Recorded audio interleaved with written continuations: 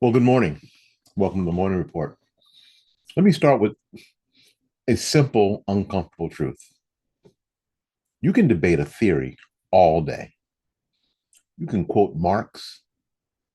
You can cite Orwell. You can polish phrases like democratic socialism until they shine. But at some point, you have to count the bodies. And once you do, the debate changes. Today, we're talking about Animal Farm, a book that many of us were told and are being told was not anti-socialist and not anti-communist, and certainly not meant as a blanket warning. Well, and yet, that's exactly what it became. And it isn't because conservatives hijacked it, or not because Orwell changed his mind, but because reality, history, finished the argument.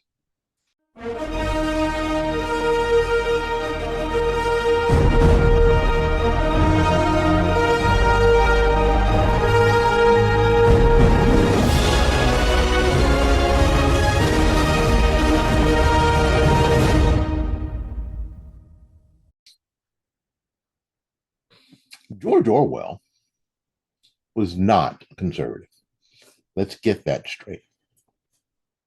He actually called himself a democratic socialist. He despised unchecked capitalism. He believed the working class was routinely exploited. And when he wrote Animal Farm, he believed he was doing something very precise.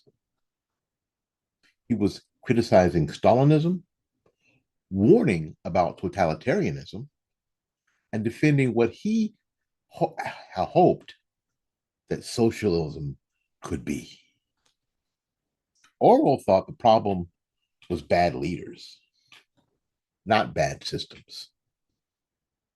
But here's where things get interesting. He didn't write a political pamphlet, he wrote a story. And stories have a way of revealing truths that sometimes their authors didn't fully intend. Now, Animal Farm begins the way every socialist revolution begins: real grievances, real inequality, a promise of fairness. The animals are overworked, they are exploited. They're told the system will make everyone equal. And for a moment, just for a moment, it looks plausible. And then power consolidates. And once power consolidates, everything else follows. Dissent becomes treason. Language becomes propaganda. History becomes plastic. Violence becomes administrative. This isn't a betrayal of socialism. It is socialism meeting human nature. The pigs didn't corrupt the system. They became inevitable within. Now, we've heard all this before. That wasn't real socialism. That wasn't democratic socialism. That wasn't Marx's vision.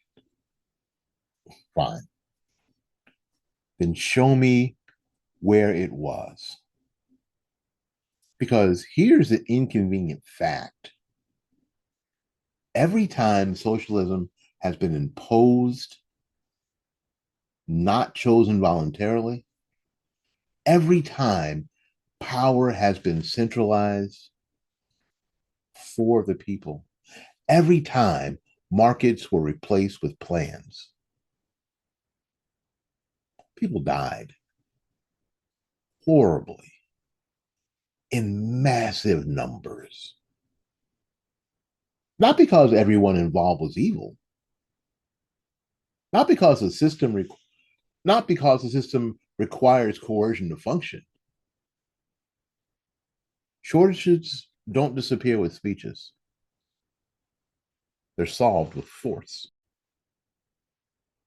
And this is the part that theory hates. The Soviet Union, Mao's China, Cambodia, North Korea, Cuba, Venezuela, all different cultures, all different eras, different slogans, the same outcome: starvation, prisons, purges, and graves. Animal Farm shows us how this begins long before the numbers are tallied. First of all, truth is softened.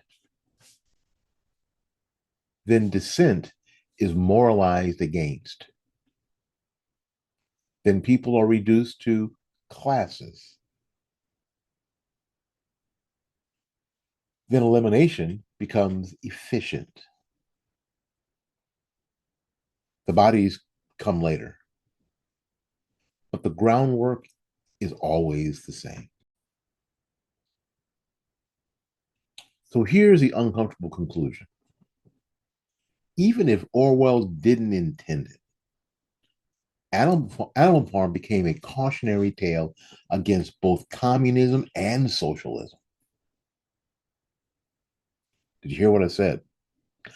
Even if Orwell didn't intend it, history helped Animal Farm become a cautionary tale against both communism and socialism. Why? Because it exposes the fatal flaw they share. Both communism and socialism, they both deny human nature. They both assume that leaders will restrain themselves, that incentives don't matter, and power won't corrupt. Dissent is a misunderstanding. History says otherwise, though. Every single time. So, yes, I'll sit here in my home office in Florida, and I don't care what all the all the elites sitting in major universities in their ivory towers all over the country, all over the world say. I'll say it like this. Socialism fails because it ignores who people actually are. Communism kills because it enforces that failure with violence. An Animal Farm, intended or not, stands as a permanent warning. It's not about pigs. It's not about Russia, but about what happens when ideology is allowed to outrun reality. That's not cruelty, it's clarity. And clarity is the first step to keeping the bodies from piling up again. My name is Willie Lawson. This has been the Moon Report. Until we see you again, go out there and learn something, love somebody, and for goodness sakes, take care of yourself. We'll see you when we see you. Bye bye now.